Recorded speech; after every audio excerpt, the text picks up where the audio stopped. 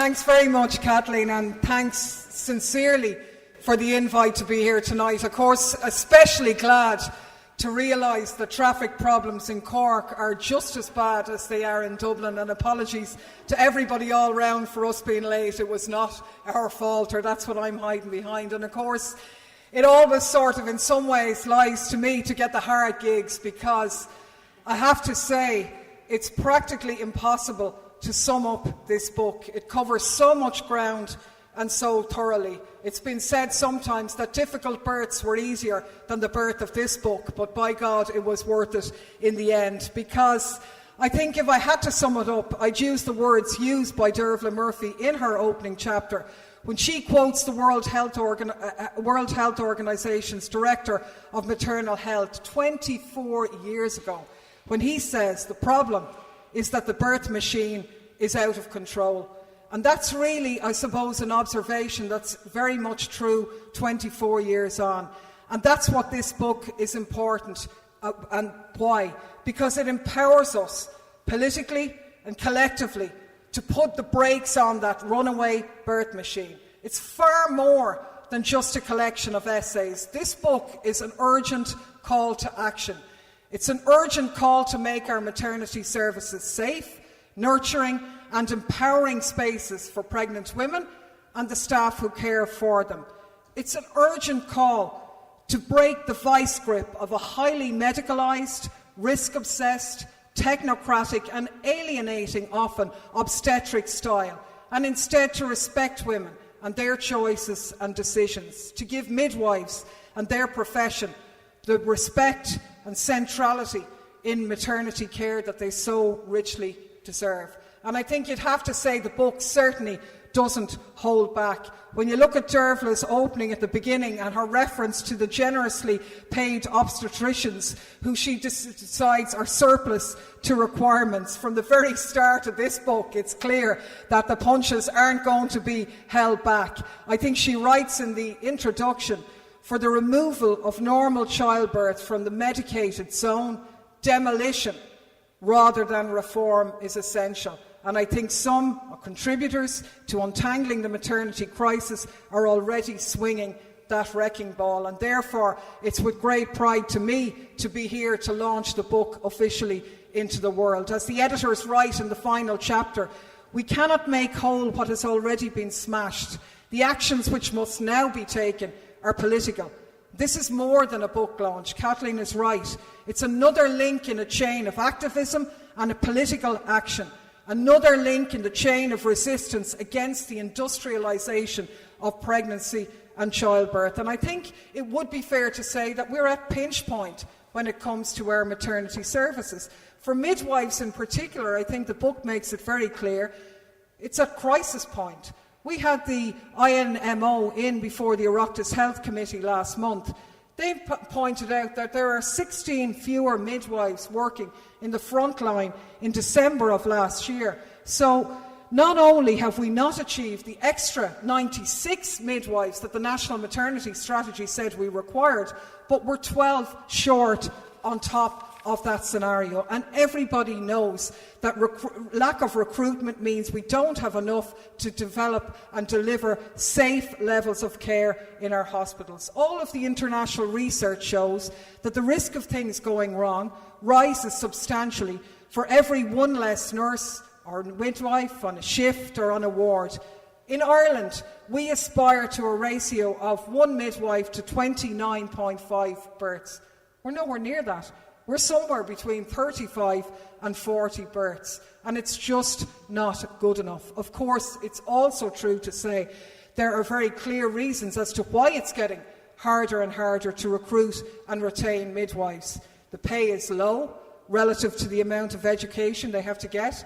Ireland is currently the lowest paying country for nurses and midwives of the 5 international recruitment competitors. More crucially, I think perhaps the conditions that midwives are expected to work in are nothing short of appalling. I think one quote from the Birth Project Group survey in Chapter 3 really stands out on this point, with one midwife saying, "I don't know any midwife who has not been or is not on antidepressants or anti-anxiety drugs."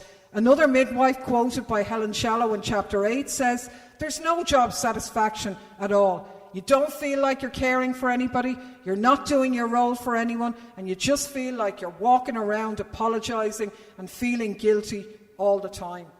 Midwives are overworked, underpaid, and indifferently supported by a system that too often sees them as disposable. And I think for many midwives who see their job as less of a job than what Jenny Patterson describes as a deep calling and identity, this system is actually devastating.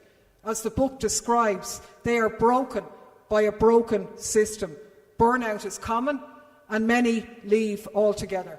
Of course, we'd have to say on the other side of things, for many women, giving birth can be deeply disempowering and upsetting also. Even when things go well, we have a very centralised and medicalised system of maternity care in this state. In the words of the Council of Europe's Human Rights Commissioner, Patricia Schulz, this transforms the most important experience of a lifetime for women and their partners into a production line process. And I think AIMS Ireland in particular are regularly contacted by women who've had some dreadful experiences in our maternity services. Some years ago they shared many of those comments with me. One woman was told, "If you don't hurry up, we'll give you a C-section." Another was told, "Do you know what, your birth plan is an insult to the staff in this hospital." Another was told if she didn't let the staff put her on a drip to speed things up, they'd send her back to the ward without any pain relief. Of course, that said, and outrageous as those experiences are, on the other side, and against all of the odds, we have the many brilliant, dedicated and caring staff in our maternity services who, against the odds, deliver an experience that isn't that bad for many, many women either. But what this book does is highlight clearly that we have a system in place that mitigates against a supportive and nurturing environment for women to give birth in. And too many staff have no option but to resort to doing good by stealth, as the book editors put it.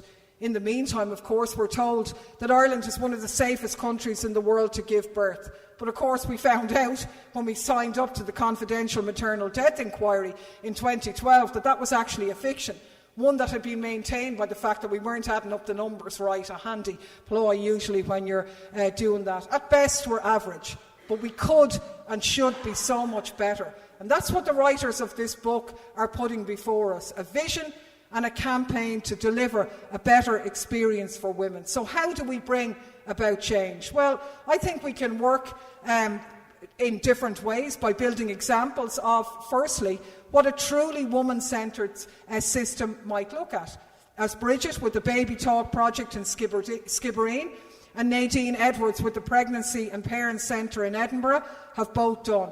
Both are actually inspiring examples of grassroots, community-led care and support for women who are pushed through our maternity services like they're on a production line. In a system where access to midwifery experience and advice is not the rule in Irish maternity services and postnatal care, is almost non-existent, these projects have actually changed hundreds of lives over the years, and they show that another way is possible. And I think that role alone does point a direction forward. Another direction pointed forward in terms of how we can make things better is the Elephant Collective itself, which has done more than anything else to bring us one step closer for legislation for mandatory inquests for all maternal deaths in Ireland. And this is a crucial step in making our maternity services safer and more accountable. And it's been driven by the, I suppose, inspiring commitment and dedication of campaigners and indeed the families of those who've lost loved ones in such tragic circumstances in our hospitals. I first got involved, I suppose, shortly after being elected for the first time in early 2011, when I was contacted by AIMS Ireland and indeed Joe Murphy-Lawless to seek help in raising parliamentary questions about why there hadn't been a full inquiry into the death of Bimbo Onanugwa in the Rotunda in March 2010. And from those first questions, I've stayed in touch with both organisations, Haven't had a minute's rest from Joe Murphy-Lawless, have to be honest. We assign 1 or 2 special staff members to deal with her in the office, such as the volume of correspondence and material that we get, but we'll deal with that later on. But I suppose we had to wage a bit of a campaign to get the coroner to agree to hold an inquest into Bimbo's death. And in November 2013, after 4 long days of hearing spread over 8 torturous months, he recorded a verdict of medical misadventure. The inquest itself, which I attended, was really shocking and devastating in equal measures. But I suppose even more shocking is the fact that before Bimbo's inquest took place in the autumn of 2012, 6 other women lost their lives in our maternity services, with inquests in only 2 of them. In the autumn of 2014, there were 3 further inquests, all of which returned verdicts of medical misadventure. The campaign against that backdrop had to kick up a gear. We had to do everything we could, and this campaign and this book is part of that battle to prevent any more tragedies and to step up the fight to honour the women who did die and to support their families. And as Kathleen said, in July 2015, I introduced a bill into the Dáil to provide for mandatory inquests into all maternal deaths in Irish hospitals. The government didn't oppose it at the time, but obviously we had an election shortly after that. And in the new Dáil, very early on, we kicked in again to try and deliver this. In November 2016, Department of Justice officials were brought into the Justice Committee and agreed with us that reform of the Coroner's Service was needed. They told us not to rush it too much. It was only 55 years old and they were working on it. They'd been reviewing it for 17 years and, we had to be patient. But in fairness, the Justice Committee left them in no uncertain terms that they had 6 months to come up with amendments to this bill that we wanted to press ahead. We pencilled in a committee stage hearing on the 10th of May 2017. We were all ready to go. The families were coming up for the hearings, and at 5:30 on the evening of the 9th of May 2017, the Minister contacted the committee to say the government wouldn't be given the bill a money message, it couldn't proceed, and the committee hearings couldn't go ahead. And to say that the campaign was devastated, I think, is probably an understatement. It was the most appalling kick in the teeth, I think, for the families, for the campaigners, and indeed for the political reps who had tried to deliver this. In fairness to Frances Fitzgerald, I met her the next day. I was told that the government would bring forward their own bill, that the Minister realised how important mandatory inquests were in cases of maternal deaths, and it would be all rushed through before the summer of 2017. And in fairness, she made the announcement on the 23rd of May that a standalone coroner's bill would be delivered, and that was passed by Cabinet. That's nearly a year ago now. 10 months or more have passed, and this bill hasn't even been published.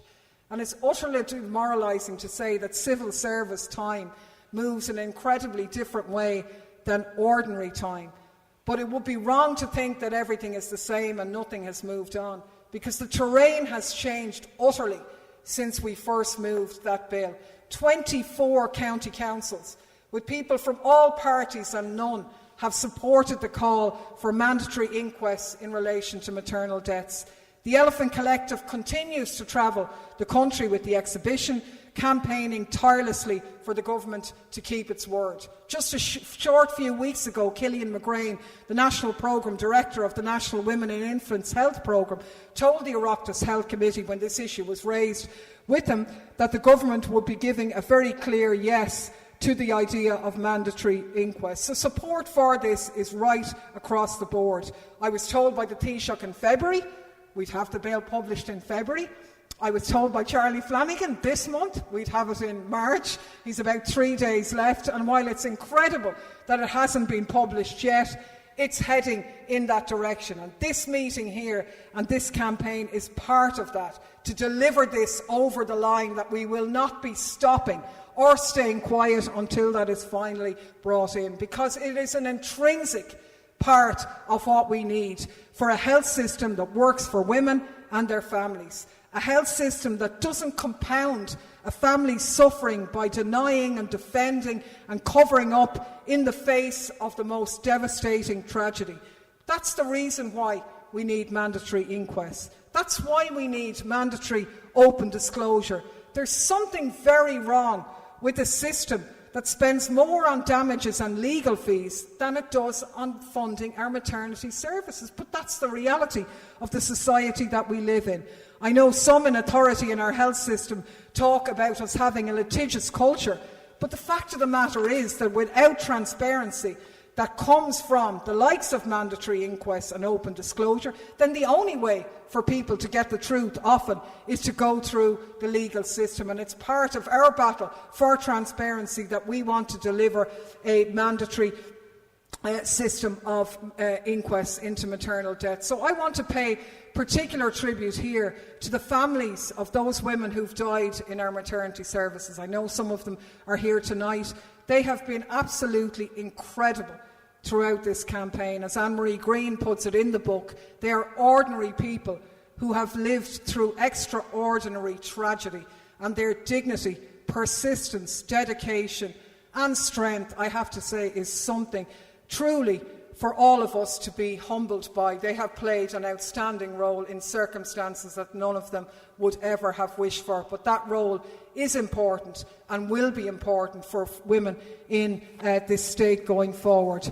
I'd also like to pay particular tribute to one woman who has been a powerhouse throughout this campaign for mandatory maternal inquests, and not just that campaign, really through countless other campaigns to make our maternity services better and safer for women and for midwives. Colleagues describe her as wisdom, clarity, integrity, passion, commitment, inspiration and kindness itself. Someone who keeps us all afloat in a myriad of ways, encouraging, supporting, emailing at any time of the day or night, no matter what time of year, phoning, writing. She really is one of those rare humans who combines, I think, activism with teaching, scholarship with writing, who has an absolute sense of collectivity and I think a deep, deep respect for others. One colleague wrote this to me: I've witnessed closely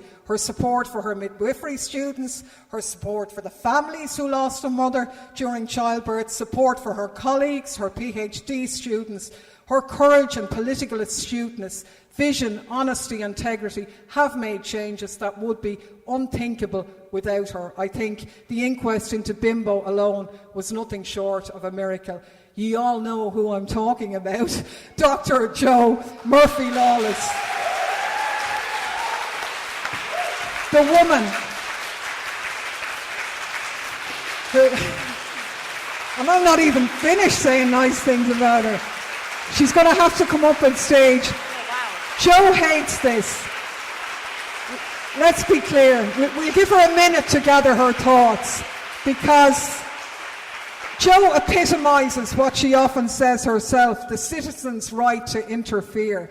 She's an academic, an activist, a writer, a teacher, an inspiration to us all. And I know she hates this, but hard luck, right?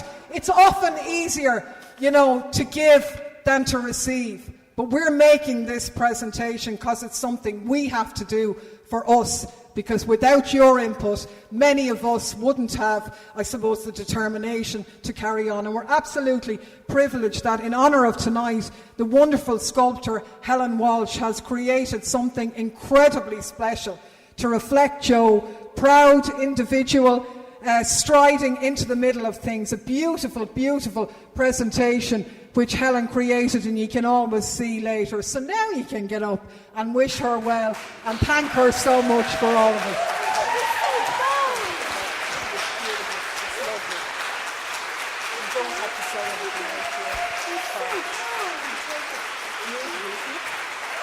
It's gorgeous.